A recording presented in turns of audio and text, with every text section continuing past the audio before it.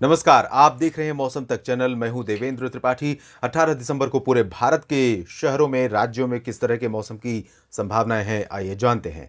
इस समय बादलों की स्थिति आप देखिए उत्तर भारत के पर्वतीय क्षेत्रों पर, जहां हिमाचल प्रदेश, उत्तराखंड और लद्दाख पर कुछ बादल नजर आ रहे हैं। मैदानी इलाकों में राजस्थान, वेस्ट उत्तर प्रदेश के हिस्सों पर भी बादल दिखाई दे रहे हैं, लेकिन ये लो क्लाउड हैं, इनसे बारिश की संभावनाएं फिलहाल मैदानी इलाकों में नजर नहीं आ रही हैं। लेकिन आज पर्वतीय क्षेत्रों में जम्मू कश्मीर, हिमाचल प्रदेश और उत्तराखंड पर भी बादल हैं और लद्दाख में भी बादल हैं। तो ये बादल यहाँ पर कुछ मौसमी गतिविधियां आज दे सकते हैं और धीरे धीरे ये मौसमी सिस्टम आगे बढ़ जाएंगे और इनका जो इम्पैक्ट है वो आज भी और कल भी, कल से बेसिकली हमें दिखाई देगा। अरुणाचल प्रदेश और आसपास के हिस्सों में, उप हिमालयी पश्चिम बंगाल और सिक्किम में भी कुछ स्थानों पर इन बादलों का प्रभाव दिखाई दे सकता है, जो नेपाल, भूटान और तिब्बत को पार करने के बाद आगे बढ़ते हुए इन पूर्वी और पूर्वोत्तर भारत के क्षेत्रों की तरफ बढ़ेंगे।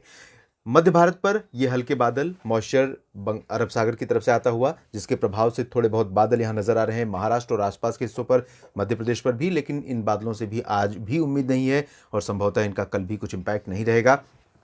इधर बंगाल की खाड़ी पर लो प्रेशर सिस्टम एक सिस्टम इंटेंसिफाई हो रहा है और अनुमान यह है कि ये और ज़्यादा प्रभावी हो सकता है, क्योंकि इसको पर्याप्त मात्रा में मॉइस्चर मिल रहा है। लेकिन इसका जो इम्पैक्ट होगा भारत के मेनलैंड की तरफ नहीं होगा।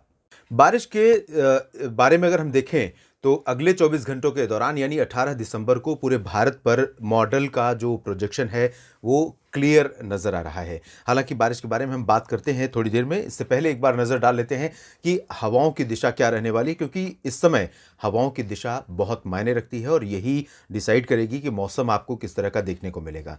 उत्तर भारत की तरफ से आप देखिए तो यहाँ पर पर्वतीय इलाकों से जब मौसमी सिस्टम आगे बढ़ जाते हैं आमतौर पर, तब यहाँ से जो उत्तरी दिशा से हवाएं हैं, ठंडी हवाएं, खासतौर पर जो कि उत्तर भारत के पर्वतीय राज्यों पर बर्फबारी का प्रभाव है और ऊपर से आने वाली यूरोपियन रीजन से आने वाली जो ठंडी ठंडी हवाएं हैं उनका भी इम्पैक्ट है। तो ये पूरा जो हवाओं का इम्पैक्ट है, ये साथ में यहाँ का कूलिंग फैक्टर, चिलिंग फैक्टर इनके साथ, हवाओं के साथ आगे बढ़ता है और इसके चलते पंजाब, हरियाणा, दिल्ली, उत्तर प्रदेश, राजस्थान, मध्य प्रदेश, साथ ही साथ बिहार और झारखंड, ओडिशा, छत्तीसगढ़, पश्चिम बंगाल, इन सभी क्षेत्रों में, यहाँ तक कि मध्य प्रदेश और महाराष्ट्र में भी तापमान में गिरावट शुरू हो जाती है। और यहाँ पर इन हवाओं को आप देखकर अंदाज़ा लगा सकते हैं कि किस तरह की ये जो डायरेक्शन है ये पूरा स्ट्रेट नॉर्दर्ली और नॉर्थ ईस्टर्ली है, नॉर्थ वेस्टर्ली है, यानी कि उत्तरी और उत्तर पश्चिमी दिशा से हवाओं का प्रभाव ये पूरे रीजन में रहने की संभावना है। तो यहाँ पर तापमान में बड़ी गिरावट हो सकती है।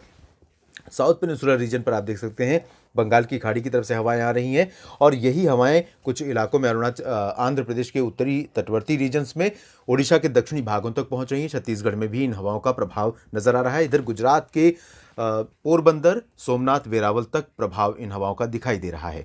और अब हम बात कर लेते हैं बारिश की संभावनाओं की। तो अगले 24 घंटों के दौरान बारिश की स्थितियां उत्तर भारत के क्षेत्रों में, पर्वतीय क्षेत्रों से शुरू करेंगे, जहां पर लद्दाख में और हिमाचल प्रदेश के कुछ हिस्सों में, साथ ही साथ जो उत्तरी और पूर्वी उत्तराखंड का हिस्सा है, इन भागों में कुछ स्थानों पर हल्की वर्षा की संभावनाएं यहां पर रहेंगी।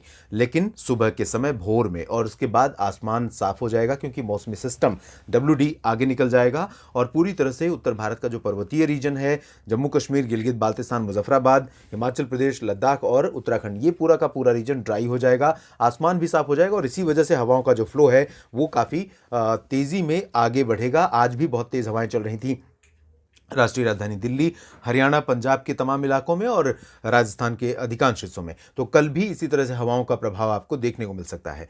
मैदानी इलाकों पर बारिश की उम्मीद बिल्कुल नहीं है। पंजाब, हरियाणा, दिल्ली, उत्तर प्रदेश का पूरा पूरा रीजन और साथ ही राजस्थान का क्षेत्र, इन सभी भागों में जो स्थिति रहेगी मौसम की, पूरा ड्राई और क्लियर वेदर की कंडीशन रहेगी।